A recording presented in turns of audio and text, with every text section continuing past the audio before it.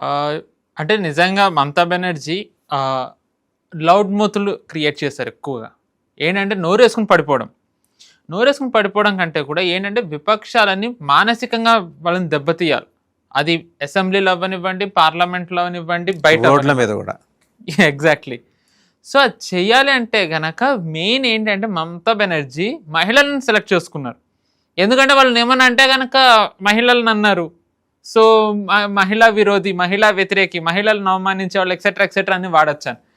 మనం చూసుకున్నట్టయితే గనక మమతా బెనర్జీ కానివ్వండి, సయోని ఘోష్ కానివ్వండి, మహువా మొయిత్రా కానివ్వండి, వీళ్ళందరూ కూడా ఏంటంటే మీరు చూసుకున్నట్టయితే మమతా బెనర్జీని ఓ రకంగా ఎక్కువగా వార్తల్లో నిలిపిన వాళ్ళలో వీళ్ళొకళ్ళు.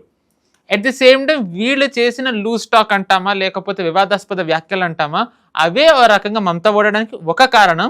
ఈరోజు వీళ్ళే మమతా వెనక లేరెవ్వరు.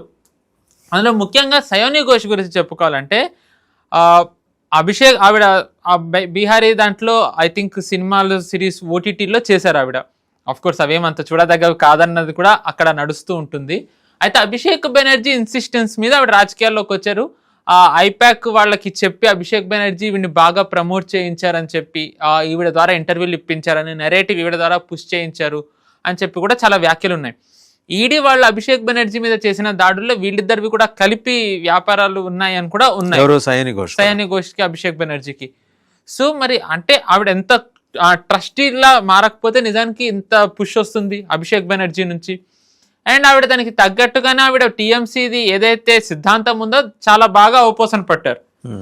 మనకి కాశీలో శివలింగం బయటపడ్డ తర్వాత ఆవిడ చాలా పరుష పదజాలం వాడుతూ శివుడిది, హిందువుల మనోభావాలు దెబ్బతీసేలా ఆవిడ ట్వీట్లు చేశారు. ఎన్నికల ప్రచారంలో దిల్మే కాబా మదీనా అని కూడా ఆవిడ ఏవో వ్యాఖ్యలు చేశారు. దిల్మే కాబా और आंखों में मदीना. ఎస్. సో ఆవిడ ఇవన్నీ చేశారు. ఈ ఎన్నికల ప్రచారం అవుతున్నప్పుడే పంజాబ్లో ఆప్ పార్టీలో ఉన్న ఎంపీలందరూ కూడా బీజేపీలో విలీనమయ్యారు. రాఘవ్ చెడ్డా కానివ్వండి, అక్కడ ఉన్న ఇండస్ట్రియలిస్టులు వీళ్ళందరూ మా సయాని ఘోష్ని అడిగారు ఒక ఇంటర్వ్యూలో, ఇలాగే మీరు కూడా వేరే పార్టీలోకి వెళ్తారంటే అది చెడ్డా చేసింది,